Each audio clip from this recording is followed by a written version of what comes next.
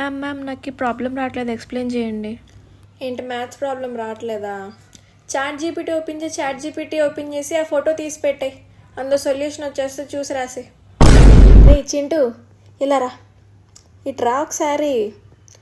మీ అమ్మని కొంచెం tuition ఫీజులో advance ఇమ్మని అడుగు చెప్పు. రేపు తీసుకురా మర్చిపోకుండా.